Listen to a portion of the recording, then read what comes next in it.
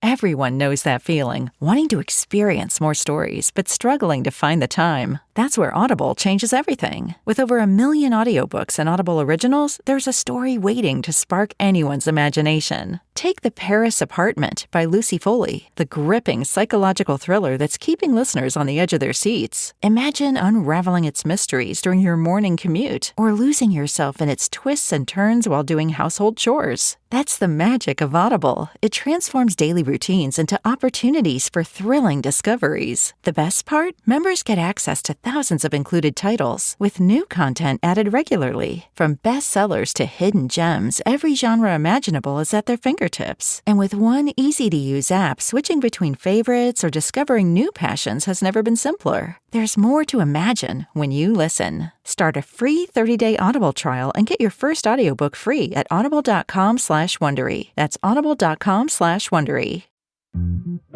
Don't ask me to talk.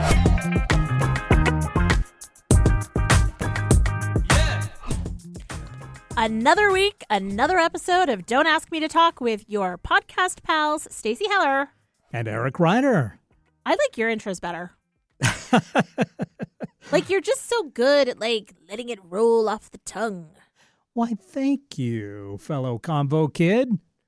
And thank you to our listeners out there. Thanks for checking out another edition of Don't Ask Me to Talk. And this is the show, as you know, where we we pick a topic every week. And I laugh because we get to that eventually, but along the way, we are conversational off-roaders. We are swerving and cruising along in all different directions before we finally make it to that topic. We take the scenic route every single week on this show, and you're along for the ride and hopefully having a good time as well. And if you have something that you want us to talk about, boy, we would sure love to hear from you. Easiest way is to email us, asking@don'taskmetotalk.com, or you can call us or text us or leave us a voicemail at 475-999-2726. That's 475-999-2726. Or even find us on social media. We're on Facebook and Instagram. Slide into our DMs. Yeah. Not slip, like I've said in the past. Right. Either way, I so think it hip means with the the same scene. thing, right? It does. Yeah. I mean, you know, like... Slip in, slide in, whatever you want to do. Just, It's a slip and slide. yeah. Did you have a slip and slide when you were a kid? Just be gentle. Yeah, right. No, I did not, but the neighbors did. They ruined... Okay, so the little kid always wanted one, right? I never had one. Right. I remember going to visit family friends, and they got one. And they had like a nice, gentle sloping hill backyard, and it was super fun. My parents, I think my dad was like, are you kidding? That thing would tear up the lawn. It tore up the lawn. Like all that water running like constantly for a period of time. And like, it was a mess. It's not fun growing up because you suddenly start to see the other side of things. Like a slip and slide. Right. It's not fun getting older. Right. It's fun growing up. I mean, depending on what your station in life is, of course. But you know, I was thinking about this summer, how when I was a kid, our big recreation was running in the sprinklers. Right. On a hot day. You couldn't beat it. Running through the sprinklers. It was like the cheapest fun you could have. But it was a lot of fun, actually. It was a lot of fun. Yeah. And you drank out of the hose? Like it was the coldest, best water? Which apparently is a really bad idea, but yes. Really? I definitely drank out of the hose, yeah. You're going to ruin that one for me, too? Well, it's just because the hose is made of chemicals, and so that runoff is running into the water. I think they actually warn you on hoses, don't drink out of this. Oh my but gosh. as a kid, you know, there was nothing better than getting that cold hose water. Icy drink. Yes. Well, and with it was so good. It always tasted like so cold and pure. Well, think about water fountains back in the day after gym class. Right. Every kid sucking on the water fountain. Disgusting. But did you do it? Well, I drank from water fountains, but I would try and find the ones where the water actually projectiled. But there was way too many of them where the water just dribbled out. Dribbled. Yeah, I wouldn't put my lips on that nozzle like some kids were doing. No way, no how. I will say I 100% drank from those. Not like sucking on it, but like if I was thirsty enough. Right. Like I keep a glass of water by my bedside, and occasionally my cat, if it's filled enough, will try to drink from it. And there are times when I wake up in the middle of the night and I'm like, did the cat drink out of this? I don't really know. And you know what? I'm so thirsty, I don't care. What is the deal with those? It sounded like Jerry Seinfeld here for a second. What's the deal with those water fountains? But yeah, seriously, it just seems like a good 60% of water fountains in the U.S. Start off great and then go bad, and then nobody ever fixes them. It's like, I don't know what part it is inside that just dies the bubbleator or whatever. I don't know. I think it builds up. You're supposed to have some projection coming out of that. And yeah, it does just like turn to just a dribble. Based on my vast experience as a water fountain technician, I think it's the lime buildup that gets caught up in the thing, and so no longer can it like spray out. It's actually like clogging it. That makes sense. Right? We should that have was actually good. We should have a lemon lime buildup. Then at least it would taste like Sprite. Hey, ba-dum-bum. Thanks, Mrs. Johnson's their kindergarten class. Appreciate you chipping in with that particular joke this week. Exactly. We'll get you a slip and slide, and Right. you'll have a great time. Yes. Yeah. These are the tangents that we go on, and honestly, I wouldn't have it any other way. Yeah. So, okay. What else are we talking about here? Speaking Well, of, how was your week, first of all? how was my week? My week was fine. I'm in like this weird period right now where I think I'm like excited. This is the week before Thanksgiving, and I'm excited because the kids that are far away are coming home, and the kids that are close by won't avoid us, and we'll all come together, and we have a fun annual tradition. Holy smokes, you're right. Yeah. I just realized that Thanksgiving is next week. I better get a turkey. Yeah, it's a week from today. My gosh. Yeah. I am not ready. Well, yeah. Well, there's that. I had a busy week last week, between the birthday, the colonoscopy. Yeah, well, that's true. Recovering from the colonoscopy, eating everything that you had wanted to eat. Yeah, that's fair. Yeah, so it was kind of a weird week. So I feel like I'm like living on fumes of like hopefulness for when my kids come home. And we have an annual tradition on Thanksgiving, which is soup and sours. We always make whiskey sours, and we make a butternut squash soup. And the reason that our butternut squash soup is good is because it's topped with little toast. Did you say butternut squash swoop? Soup. Okay. No, not swoop. It sounded like swoop.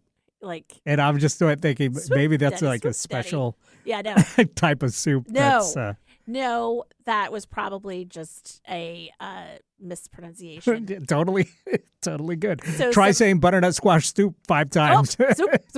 It's gonna come out wrong. It's gonna come out. So, but we do these little toast points that are covered in like thyme and other herbs, and not like thyme, but like thyme the herb, and Gruyere cheese, and you drop it on top, and it's perfection. But the thing that one of 2 ways that I will tolerate squash is with in soup. Yep. And grilled. Grilled? Yeah. I don't think I've had grilled. Yeah, you put that on a kebab, one of them sticks with some meat and some veg. Yeah, I love a kebab. Some Who doesn't love a peppers, good some kebab? shrooms, and some squash. Interesting. Like a fall kebab. Like I always think of the classic. I'm thinking of like the zucchini or the yellow squash that is shaped like zucchini. So it's like, little slices of that. And I'm not thinking of like, spaghetti skewer squash. Spaghetti squash, yeah. Or, one of those big funky ones, decorative gourds or anything like that. No, I hear you. And I don't think it is a acorn squash that's the big yellow ones. I think that's just yellow squash. Yes. Because acorn squash is the little green ones that Right, look like right. acorns. And those, my mom used to make those when I was a kid, and she would have them like kind of scoop them out, and then she would put in like butter and syrup and brown sugar, like everything that basically could completely counteract any positive health effects of the squash Right. were completely voided out from all the like sweet, sticky, sugary stuff that she put on it. Yeah, I think my mom tried that as well, but just squash, that size of squash is so like soggy and gooey that and just not good tasting. No, and you really have to cook it for like a minute. Right, Like, you right. really have to. It almost is like Brussels sprouts to me, which to me are best when they're like roasted and like cooked for a long time. And like squash feels like the same thing. So I like the grilling idea. Interesting. Anyway, I'm just excited for Thanksgiving. The whole fam's going to be around and friends come by. You're welcome to come. It's an open house on Thanksgiving. Oh, very cool. Well, Yeah. thank you. I've got plans with the fam, but otherwise I would be there. Sure you would.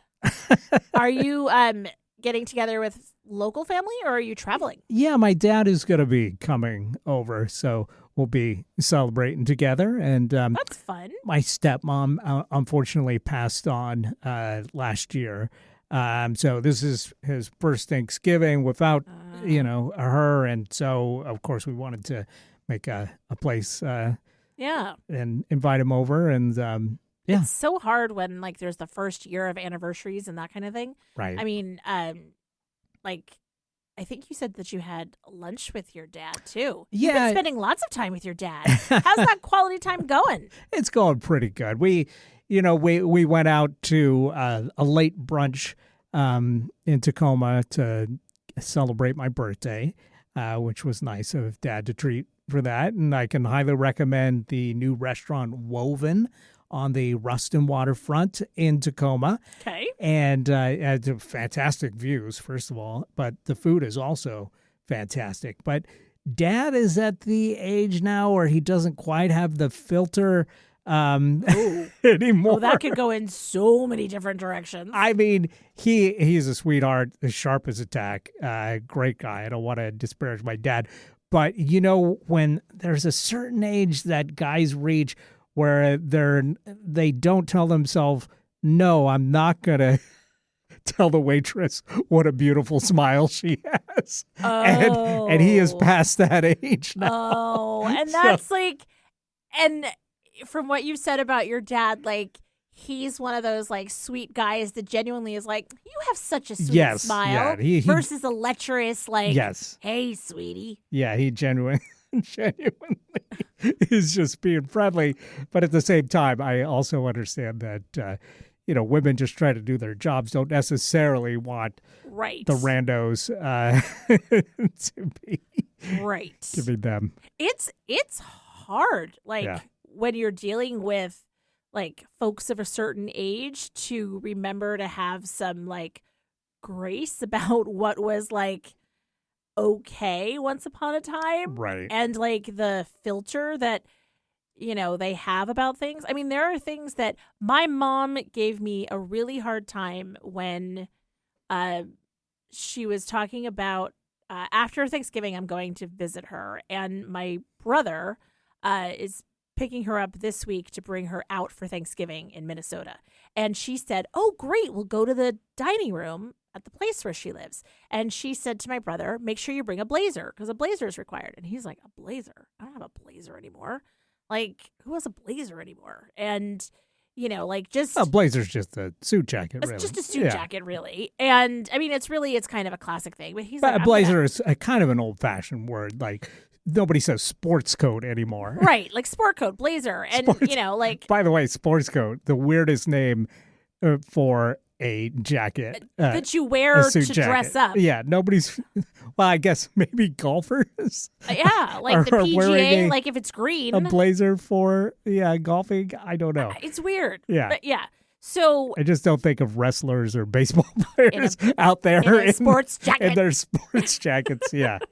Sorry, but No. That's observation that I never got the sports jacket terminology. It's weird. Well, and blazer. Where'd blazer come from? Right? Yeah, it's on fire. Yeah, like it's a look that's lit. You drive a blazer, you don't wear a blazer. Yeah. Well, so he was like, yeah, okay. So then we got into this conversation, and she's like, "Are you telling me that Pete doesn't have a blazer?" I'm like, "I don't think he has one that fits right now." And so she was giving me a hard time. She was like saying, well, you kids, when I die, you better wear blazers to the mass and to the party after. And I was like, what are you even? I said, are you going to judge people from the grave? And she from was like, beyond. She was like, yes, I am. He couldn't have thrown on a sports coat for this. It's my funeral. Exactly. She was like, yes, I am. So then I did what any good daughter does. And I said, well, then fine. When it's time to cremate you, because that's what she's decided to do. I'm surprised she didn't say that you have to wear a dress. She also wants you in a blazer. No. Okay. She wants the men in a blazer, and I probably have to wear I don't know what I have to wear. I just have to look nice. Right. And thinner. But I was like, well, then I'll tell you what. If you're going to be like that, then when it's time to send you to the crematorium, because that's what you chose, I'm going to stick you in a mini skirt and a half shirt. And we'll see who has the last laugh, Mom. Well, it just seems like a blazer would be totally appropriate for that. I should put her in a blazer. There you go. Eric, you're a genius. The name of this garment finally makes sense. It's a blazer. Oh, my gosh. Oh, thank God Charcoal for you. gray. Oh, my gosh. Charcoal. Yes. Oh, my gosh. Thanks again to the kids. Helping out with these. You're too. They're in a dark mood this week. They are in a dark mood. I don't know what's going on with the kids. Hope the kids are all right. Seems like they're in a dark place. They're coming up with crematorium jokes. But I mean, fair. It's a hard life. It is, yeah. But I mean, these are the conversations that, depending on whether or not you have a sense of humor or not, that you have to deal with your parents. Absolutely. The things they say, and you're like, are you kidding me right now? And some of us, Stacey, end up getting deeply offended and internalizing these things, whereas some of us, Eric, are able to let them roll off our backs more. Like water on a duck. Like water on a duck's back. Exactly. Anyway. Yeah. And by the way, Miss, the kids gave me a whole riff on duck penises that I'm not going to get into because it's just, it is. Wait, now I need to know. It goes down a windy road and. Oh my gosh. Stop. Oh my gosh.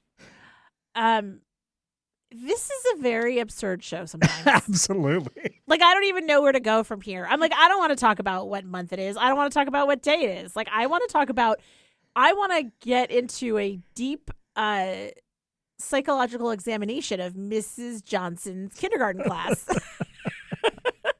I want to know what Randy is thinking with his little duck jokes. Randy Jones? Yeah, sure. Yeah. I think he just, I was going to say he read an encyclopedia, but it's probably a Wikipedia. The subject just as soon as we mentioned water off the duck's back. And, that's what he came up with. I mean, the internet is a twisted place. It's true. So are duck penises. Oh, my gosh. We're going to take a break.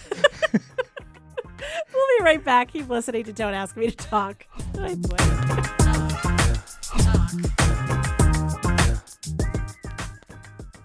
This is Eric Ryder reminding you to follow us on Facebook. We're at Don't Ask Me to Talk, and we're on Instagram, again, at Don't Ask Me to Talk. We'd love to hear from you, so check us out on social media and leave us a comment. Leave us a like. Remember, you can always email us directly at asking@don'taskmetotalk.com or leave us a voicemail or text at 475-999-2726. That's 475-999-2726.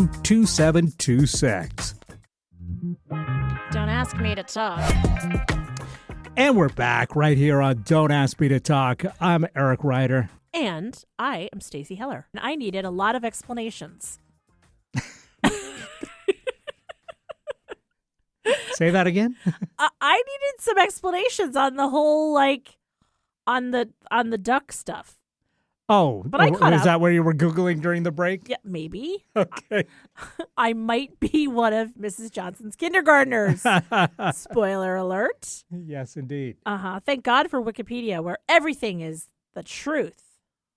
Well, yesterday was National Absurdity Day, and I feel like we're just carrying over the celebration into today I and think today's episode. I think that is a fair and accurate statement. Even though it's National Gingerbread Cookie Day. I love gingerbread cookies. Really? Yes. Okay. You don't. No, I take think they're all right. They're not a cookie that I think inspires love or contempt. Like we talked about candy corn during the Halloween season and how that has inspired this contempt by a lot of people. But really, it's all right, And I think of gingerbread cookies as the same. It's all right. It's the season. I wouldn't seek them out in April, but, if someone hands me a gingerbread dude, yeah, I'm biting the head off of that thing. Wow. It is a dark place in this episode. I admit that my I love gingerbread men had a lot of enthusiasm. You're right. It is absolutely for me a seasonal cookie, but my recipe for gingerbread men is a phenomenal recipe, and they are a little bit cakey. They're not ginger snaps. Let's not confuse the two, folks. And so they're a little bit cakey, and like they're just really good with lots of like spices in them. But you're right. I wouldn't seek one out in April. But like we're launching into the season where they are, for me, seasonally correct, and I love them. It is a little early still. I feel like it has to be post-Thanksgiving. What about the houses? Did you ever make a gingerbread house? Yes, that was a disaster. I guess the question should be, did you ever eat a gingerbread house? No, it's like, do you remember around Easter they used to have those sugar eggs that you could look into, and there was a little like scene made from like candy and like whatever? Do you remember those? They had these like no idea what you're talking about. They have these. You can do a search for them, like Easter sugar eggs that are hollowed out, and it literally looked like an egg-shaped sugar cube. And you would look at it, and there would be like a little bunny or like a little grassy area and jelly beans and whatever. Gingerbread houses to me are the equivalent. It is hard, way past its time candy that you are clearly desperate for sugar. In the same way that an alcoholic is drinking cough syrup, you are desperate for a hit of sugar. Well, yeah, if you're eating the gingerbread house, chances are it's a month after it got made, and it's been sitting out right, at room temp. Like in the center for of the table. a month. Yeah, so it's super stale. But I imagine if you had it fresh, probably pretty good. Kind of like fruitcake. Fruitcake is the devil's work. See, that's another one of those that people just love or hate, but it seems like mostly hate. And there seems to be a vitriol about it that is not justified, really. It's just like, take it or leave it. I just don't like chewy fruit in that way. I like it. I like it a lot. Of course you do. Yeah. Is it a pudding? It probably started off as a pudding. Yes. Yeah, there you go. Mm-hmm. Yeah. Well, it's like spotted dick. Isn't that a pudding? Right. Yeah, it's a dessert, folks. Yes. But it's a specifically British dessert with a funny name. With a funny name. Yes. Yes. So I'm all for it. So context. But it's going with the whole duck idea. So right.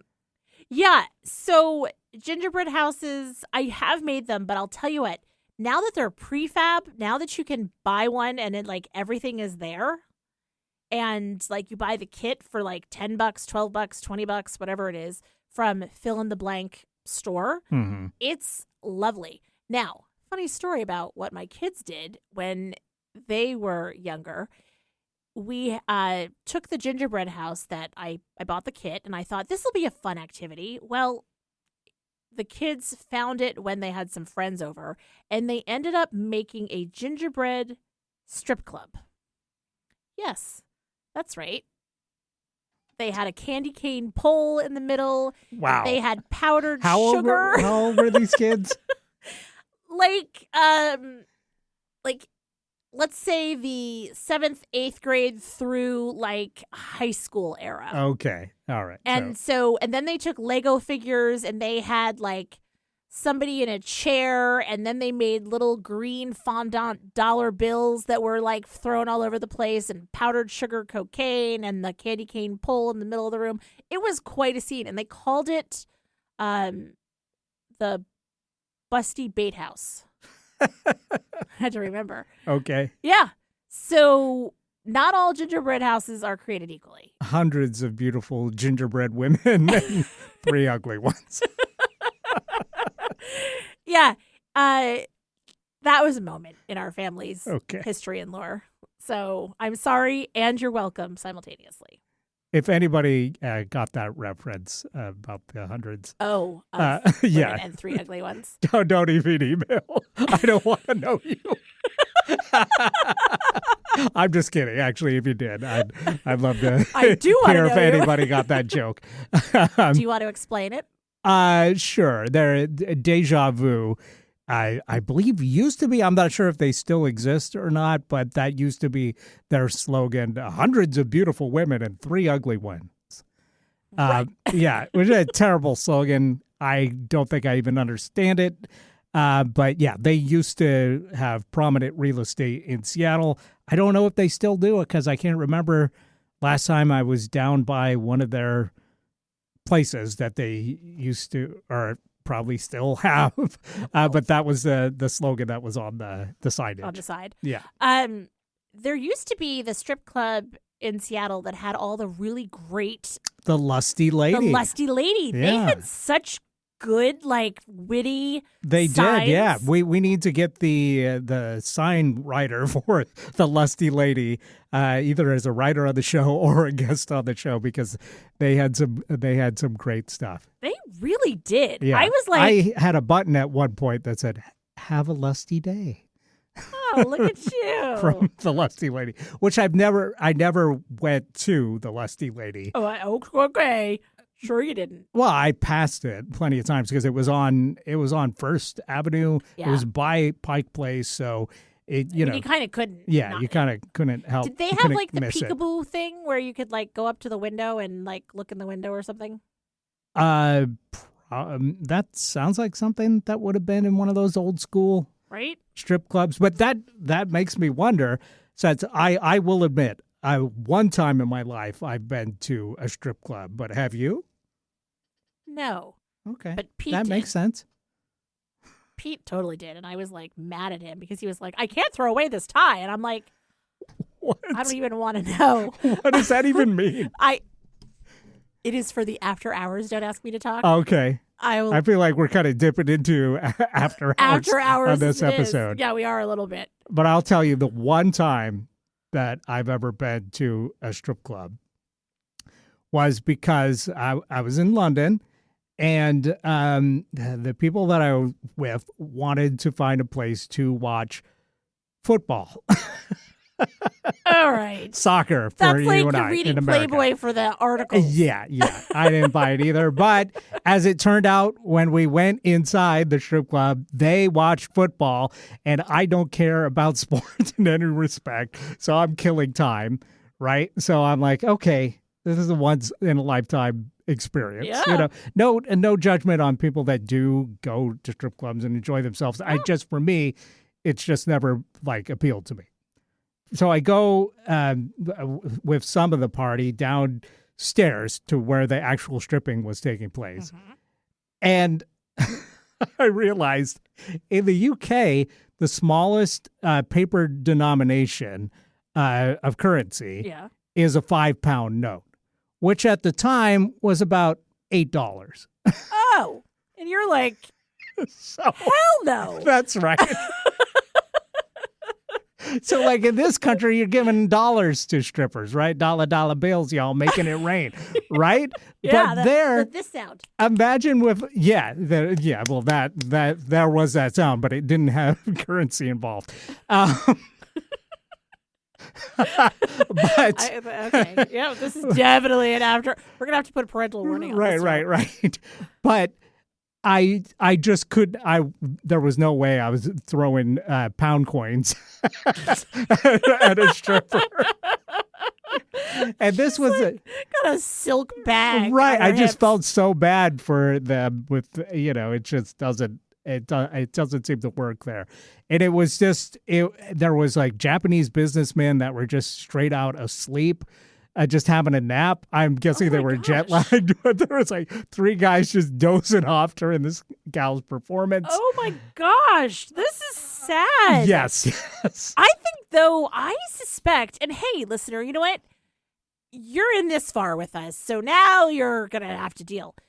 Like, it seems like a sad place generally. Like, tell me that I'm wrong. Well, I'm sure that there are better ones than others. Some Sure. that have a great buffet, and then that treat their workers with respect. Yes, and absolutely. usually in places like that, the dancers are part owners of the place, 100%. Sex which I believe workers deserve the respect. lusty lady was. Yeah. Yeah. So it can have a hip twist on it. I'm not, like I said, I don't know enough about it to judge anybody involved in any respect. But I'm just telling you my That one experience. experience. Yes. Well, I will tell you, Pete has been a couple times, and like, who knows how many times before we were married? I don't know. Like, I don't know his life, but definitely at least once that I know of. But then years later, a friend was having like a 40th birthday, and the closer friends were like, hey, let's go to a strip club. Uh-huh. And so Pete goes along, and Pete, I think, was like 10 years older than the birthday boy. So he's like, I'm sitting in this strip club, and all I can think is that these girls are closer to my daughter's age than my age. And like, how I want to be like, do you need anything? Like, do you need money for books? Like, what can I do to help you out? Like, are you in touch with your parents? Like, he's like, it just ruined it to get too old. He's like, I don't know how older men go in, especially if they have daughters and they can't be maudlin about it. And then they're like, honey, I just want to tell you, you've got the most marvelous smile. You really light up the room. Yeah, so there's that. Yeah. And they mean it. Exactly. Oh my gosh. Wow. We just talk about a tangent. Absolutely. Oh my God. Do we have any time to talk about anything else? Well, I mean, the fact that it's Celebrate Your Unique Talent Day coming up on Sunday So shake your money maker. feels related. And also National Stuffing Day, actually the 21st. I don't need to stuff. I'm all natural. Well, there you go. But that's the same day as Use Less Stuff Day. I don't get that. Yeah, it's conflicting messages. But also a couple of these, 3 of these days are the week before Thanksgiving, when it feels like they should just be on Thanksgiving, because you got National Stuffing Day on Thursday the 21st. You've got National Gingerbread Cookie Day, right, which we already talked about, Yep. and National Cranberry Relish Day. Now, I feel like these are all specific to Thanksgiving. So if they happen to fall on a non-Thanksgiving Thursday in November, Right? like in this case, it just seems like a wasted opportunity, because who's making stuffing the week before Thanksgiving? I don't know. Yeah. Maybe it's just a reminder. Maybe you're supposed to like start doing research. I don't know. It's like your mother. It's nagging you, Good grief. which is also a day. That's the 26th. Yep. So anyway, well, there you go. You got it in a nutshell. You're welcome. Yeah, Plus a lot of tangents. absolutely. All right. Well, that's what we're all about. We are all about that. Yeah. So we're just shaking what our mothers gave us. Are you going to have to... Are you going to have to go home and tell Pete, don't listen to this episode? Probably. I spilled some tea. He's a good guy, people. I hope so. He's willing to spend 5-pound notes on me. Yeah. So there you go. That's all you wanted, a man. Well, right. You know what? It's time for a break. We're going to come back. We'll dive into this week's topics, which, if I remember right, was pranks. Uh-huh. Yeah. And I have a thought about that. Oh, uh-oh. Yeah, so hold on. I got Ashton Kutcher over here. Look out. Exactly. You'll be pranked. Stay tuned.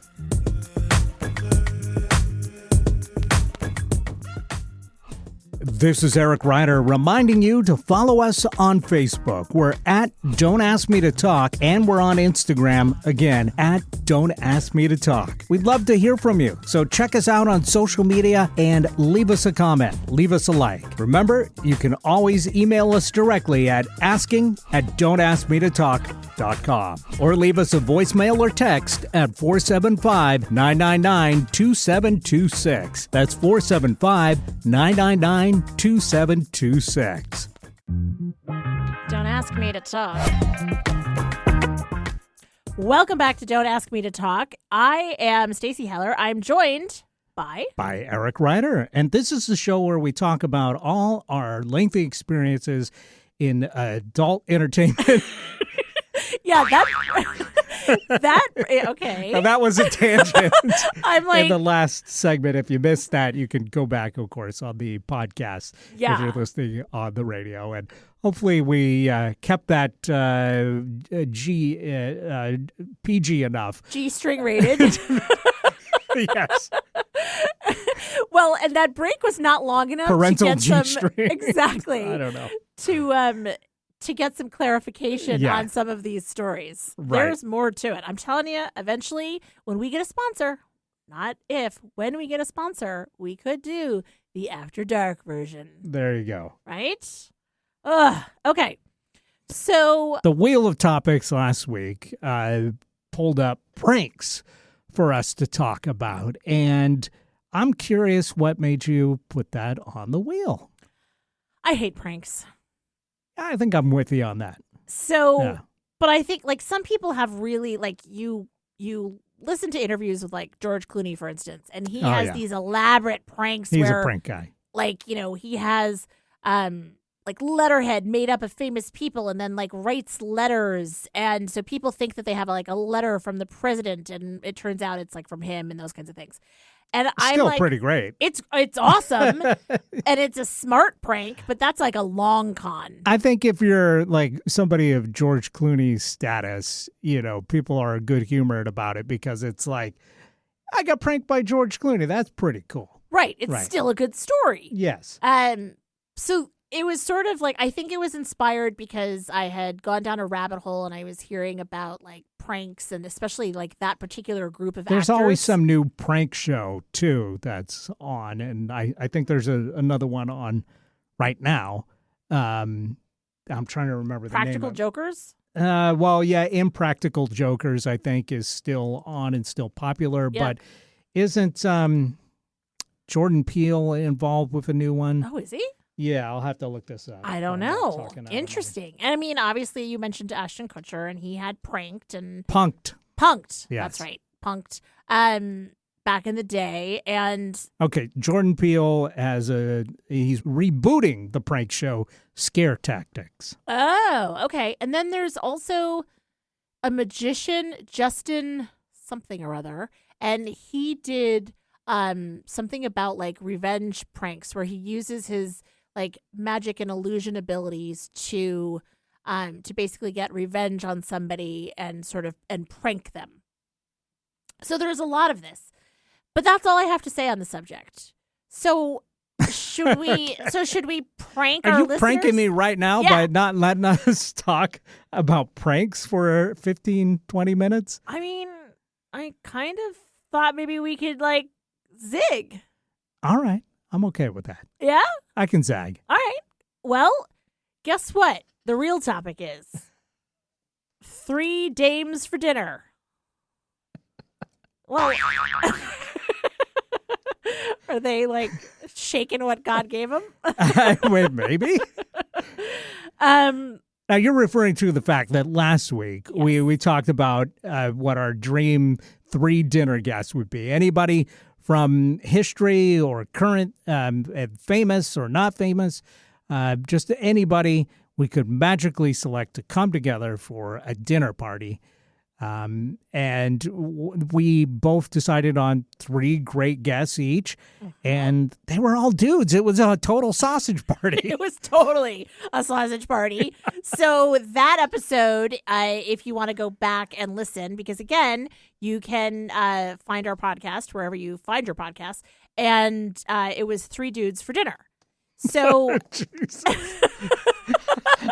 I think Mrs. Johnson's class is going to resign because they can't be associated with anything with a topic, a title like that. I think we're going to get letters from their parents. I think all the kids are like,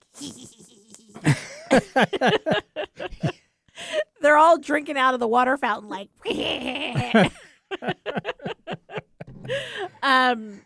So I think it's okay that we're pulling a switcheroo, and we're going to talk about 3 dames for dinner that we would invite to dinner. Inviting, yes. I know, but 3 dudes for dinner and 3 dames for dinner, it just rolls off the tongue. Okay. All right. So, can you... Thank you. So, can you come up with people like... Oh, absolutely. Right. Yeah. And like immediately after we wrapped last week's show, I thought of the fact that, there's lots of women that I would love to come over for dinner for conversational purposes, mind you. Not, I mean, yeah. Not for a 5-pound note. Well, yeah, we could get into that on the After Dark episode. There you go.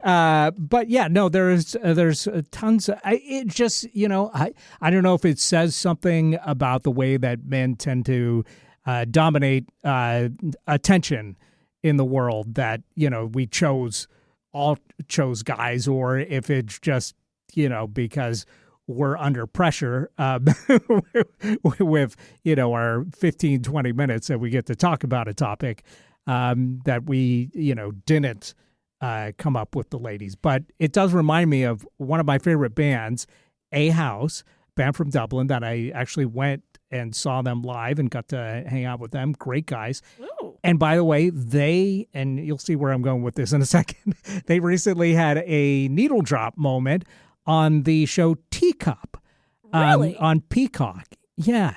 The second episode of that is called My Little Lighthouse, which is a song by A House. And I said, wow, what a weird coincidence that they would name this My Little Lighthouse. That's the title of an A House song. Then at the end of the episode, they played the song. And I was like, it's not a coincidence at all. So, I messaged those guys and said, hey, congratulations. This is awesome. That's so cool. I don't know how big a hit Teacup is. So it probably won't be like one of those moments that, Kate Bush had with Stranger Things. Yeah, right. But still pretty cool. Anytime people get a chance to hear their music, this far into their existence, I think is pretty awesome. Oh, yeah. But anyway, famously, their biggest hit was a song called Endless Art. And they made this great song that just listed artists and basically their lifespan. What was it called? Endless Art? Endless Art. Okay. Yeah, it's a great song. And, they name check, Oscar Wilde and Ian Curtis and Gauguin and Walt Disney's Mickey Mouse. Yeah. And they released a song. It's a big hit. And then someone points out, hey, you didn't list any female artists in this. Oh, so my they gosh. said, don't. And so they released a sequel called More Endless Art, which featured exclusively women artists. And by artists, that includes writers and, painters and musicians and songwriters and pretty much anybody that does anything artistic. So More Endless Art was the all-female version of Endless Art. And so that's kind of what this is here. Yes. It's our dumb oversight.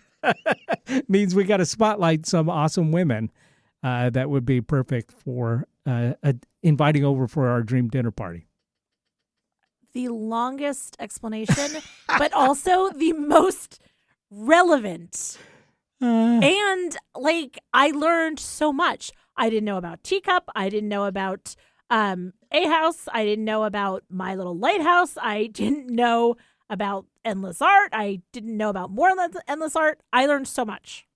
And it'll all evaporate as soon as you leave the studio. No, 'cause and I'm that's typing totally it down. fine. But yeah, no, it just struck me as this is a more endless art This is situation. a more Endless Art. Yeah. It totally is. All right. Well, with that, who's your first person? Boy, last week I talked about how I think having some comedians over would make things more fun, because they're natural conversation starters. They're telling, they've got fun material to lean on, even if they don't have, an immediate story. They can immediately make something funny. And my favorite female comedian, and, it vacillates between who I think is the best comedian in the world, between Paul F. Tompkins, who I talked about last week, Yep. and Maria Bamford, who I think is a comedic genius and one of the funniest people that's ever lived. So I think I got to have Maria Bamford over for this dream dinner. Wow. I've never heard of Maria Bamford. Like, What? no, never. Never. Record scratch. Instead of a needle drop, it's a record scratch. Right. What? No, I've never heard. Like, what's her comedy vibe? Boy, it is really hard to describe. And she's been going for so long that it's evolved all over the map. But yeah, she's just remarkably funny, and she's fantastic at doing characters in different voices. Okay. Love that. She is groundbreaking in that she was one of the first to talk about their struggles with mental illness Okay. in their comedy. A lot of comedians talk about their parents, so that maybe wasn't as cutting edge, but the way that she does it, making her parents' characters in her stand-up That's is cool. just, she does it better than anybody. All right. I Yeah. love that. Okay. So, along the same lines as you, I picked sort of humorists. And again, have the whole I got to decide between them. Either Elaine Stritch, who was a comedian and actress, she did a lot of work, and then Irma Bombeck, who I've always said I want to grow up to write a book like hers. Are you looking up Elaine Stritch? Oh, yes, and I know her because she was on 30 Rock. Yeah, and she just She played the Alec Baldwin's character's mother. Yeah, and Yeah. she did a ton of she was on stage, but she also did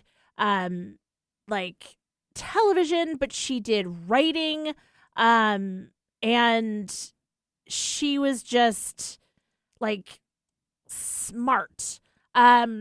But I think the reason that I'm going to have to go with Irma Bombeck is because she's so consistently been somebody that I'm to have that observational funny bone and to be able to articulate that observation sort of like a comedian does.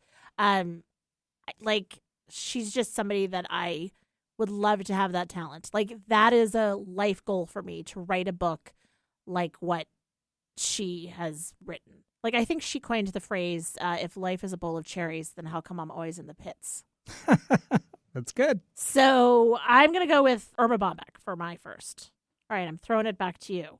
Who's your next? Well, this is a tough one. I thought it would be kind of fun to have an actress, because you made such a good case with Paul Anka last week. Yep. You weren't even necessarily a fan of his, but his stories, his inside show business stories, made for a great listen. Mm-hmm. But I totally want somebody that I'm a fan of. And so I'm vacillating between Emma Stone, which I think she's brilliant, and she's had one of the most varied careers of any actress I've ever seen. Yep. She does it all. She's brilliant. and beautiful as well. Uh-huh. And Elizabeth Hurley would be my other choice because Because of the dress? well, because she is just drop dead gorgeous, and I just want to be in the same room with her for 5 minutes. She was famous before, but she really famously hit the scene when she was dating Hugh Grant, and she showed up in the paperclip dress or the safety pin dress. And by the way, that Hugh Grant, this is when he has his big scandal of a prostitute off the street in Los Angeles. Yeah. Speaking of a strip club, it was not And his good. girlfriend is arguably the most beautiful woman on the planet at that point. I don't understand that at all. I don't know. Like, men are weird. Yeah. But side note, but Elizabeth Hurley now is still as beautiful Stunning. as she's ever been, which I just want some whatever her secrets are. So as much as I like Emma Stone and respect her, I think I got to go with Elizabeth Hurley just because I want some of those skincare secrets, whatever she's doing. I'll have what she's It having. is working. That's fair. And yes, I'd like to be in the same room as her. All right. Well, So I can tell her what a beautiful smile she has. oh my God. Apple, meet the tree. That's my There you go. oh my gosh, you're ridiculous. So back to you. All right. I am going, and I'm not trying to be funny, but I'm going Mary Magdalene. Okay. Like, Gonna do a Hugh Grant? yeah. No, well, I'm going with like the scandalous bestie of Jesus. Right. Like, she's talk about like she's like the OG sex worker, supposedly, allegedly. But also is like good friends with Jesus, which I feel like, Yeah. if you read I the mean, Bible, there- like that could be some she's juicy got some stuff. stories to tell, and Yeah. also I feel like She could debunk a whole bunch of Dan Brown novels for one. right? And I think it shows like whoever the writers of the Bible were, it's an interesting character to have at that time. Sure. And, whether it's fact or fiction, it doesn't matter. It was written a long time ago, and to have such a strong I think it matters. And if you got somebody that was actually there to set the record straight, that's pretty good. yeah. So unfortunately, we're running out of time, so we're going to have to be fairly quick. All right, so all right. Were you vacillating between two people with that, or did you Nope, it's settle Mary on- Magdalene. Okay, very good. So I am also thinking we'd be wasting this opportunity if I didn't have a historical figure. Yep. So I'm vacillating between two historical figures here. Ruth Bader Ginsburg, I have her. which is amazing. Of course, she was, a Supreme Court justice, and a groundbreaking one, and a brilliant woman. And Mary Shelley is my other Oh, choice there. interesting. She wrote Frankenstein, of course. And I just think both of them would have like amazing stories from their lives and their separate worlds. RBG could give me all kinds of insight on government workings and her coworkers and what they, were smoking. Right. Like the ish that she's seen. Right. Hello. And this Halloween, this Halloween spooky season, I happen to indulge in watching all the classic Universal Frankenstein movies. And so I feel like it would be really fun to pick the brain of Mary Shelley. Right, because who thinks of that? Right. I mean, especially back then, Sure. she was a groundbreaking novelist and a brilliant woman. And I feel like she would have some great stories, not just from, her fictional thinking, but also from her life. She famously knew tons of people in the literary world. So yeah. I don't know. I think I'm going with RBG just because I feel like, she was a lot of fun. She was a pistol, and I think she would get along well with with Elizabeth Hurley and Maria Bamford. So, all right. Well, she was my third, but I also had an alternate. And so if we're going to play by a rule where we can't do the same. oh, I didn't know that was a rule, but sure. No, I'm saying Okay. if we were to play by that rule, then I'll bring in my alternate, who is Mara Kalman, who's the artist that I am always like going on and on and on about. But really, RBG was my first because I was like, can you imagine her and Mary Magdalene like chatting? And then can you Yeah. imagine like Irma Bombeck's take on the whole thing? Like it would be fabulous. This would be a night to remember for both of us. 100%. All right, let's find out what we're talking about next week. All right. Uh-oh. Yeah. All right. You so vain? Oh. You probably think this topic is about you, don't you? Uh-huh. Don't you? Yeah, cosmetic surgery, baby. What are you in for? Oh, okay. I really thought we were going to riff on Carly Simon's hit single, Well, You're So Vain. if you think we're not going to talk about that, 100% we are. Okay. So plastic surgery, whether we're going to do it or not? Yeah, and what we Okay. would do. But like 100% we're going to talk about You're So Vain. We got some clouds in our coffee. Yeah, So yeah, we do. All right. Hey, time to take your cravat and head off to the races in Saratoga. It's references from that song. Oh, okay. I guess I haven't listened to the whole thing. Dude, you got to listen to it. All right. In the meantime, you'll have a whole week to do it. But for the rest of you, you should go listen to it too. And then next week, come back and listen to us. Yeah. And thanks for listening today. And have yourself a wonderful week. And we love you. Yeah, we do. And we're grateful for you. Take care.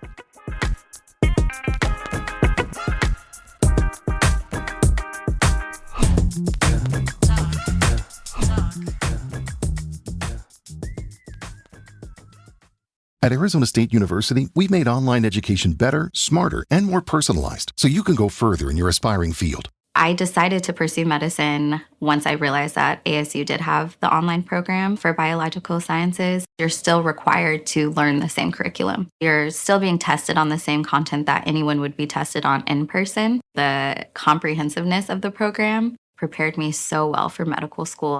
Explore over 350 plus programs at asuonline.asu.edu.